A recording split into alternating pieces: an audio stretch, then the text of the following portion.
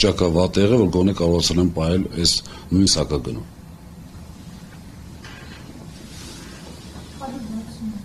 Պարոն Ղազենյան,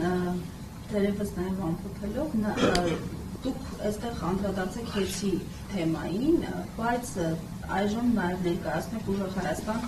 կուսակցության անդամ եք, կարծեմ քաղաքային վարչության խորհրդի անդամ եք, լինում եք քաղաքային չէ, խորհրդի։ Լինում եք մարզերում, հանդիպումների տեսնում հետևում եմ հանդիպումների եք լինում քաղաքացիների հետ, ինչպես եք գնահատում նախ ձեր շանսերը եւ հաշվի առնելով այս պահին կատարվողը երկրի ներսում եւ երկրի շուրջ, տեսնում եք, որ իշխանությունները կարծեք հատում են նաեւ այն կարմիր գծերը, որոնք վերաբերում են օրինակ մայրաթոցու Էջմիածնին, հենց այս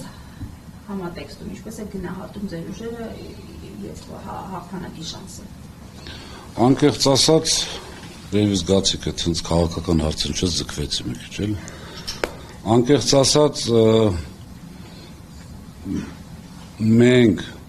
հաշվի առնելով վերջի մեր տեխնացուի վերաբերյալ հայտարարությունը, հաղթելու հետ կապված, խնդրում եմ սա չընդունել որպես ինքնագովեստ կամ այսպես բարձր գերագնահատել, հաղթելու հետ կապված միանշանակ համոզված եմ, որ հաղթելու ենք,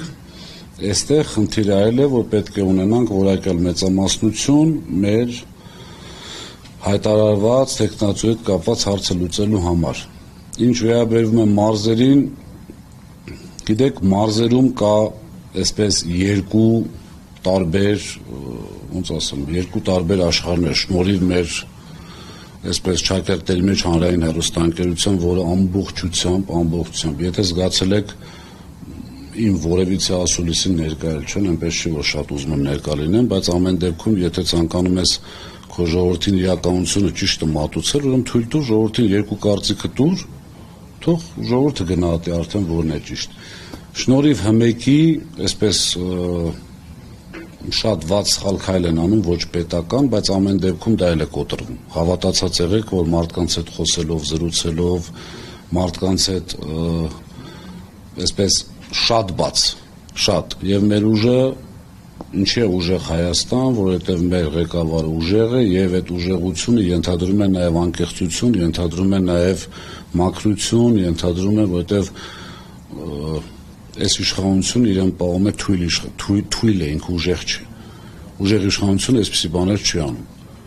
Պատկերացնում եք, որ պատմական իրադարձություն է տեղի ունենում, վեհափարի դեմ մտնում են դատարան, վեհափարի կայացրած որոշման դեմ։ Ամենավատ երազում դա հնարավոր չէր պատկերացնել, ամենավատ։ Քաղաքացիական գործերով դատարան մտնում, ասում են վեհափարին հեռացրել է, Չո մեկն էլ չգիտեմ, որտեղ են այդ կրթությունը ստացել, այդ ինչ կրթություն է կամ այդ ինչ որակ է, նայել ընդունում են վարույթ։ Հետո վերցնում են մի հատ էլ հաշվի առնելով, որ եպիսկոպոսատ ժողովը պետք է տեղ ունենա, վերցնում են բոլորի այդ արգելք են դնում արտասահման գնալու վրա, չի լինում այդպիսի բան, չի կարելի։ Այդ ամեն ինչը մեր ժողովուրդը սկսում է արդեն հասկանալ, իսկ այդ պարագայում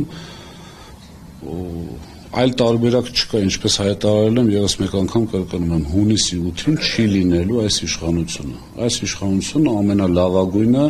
հարգելով մեր ժողովրդի ընտրությունը լինելու ընդդիմություն։ Եվ կարծում եմ շատ փոքր։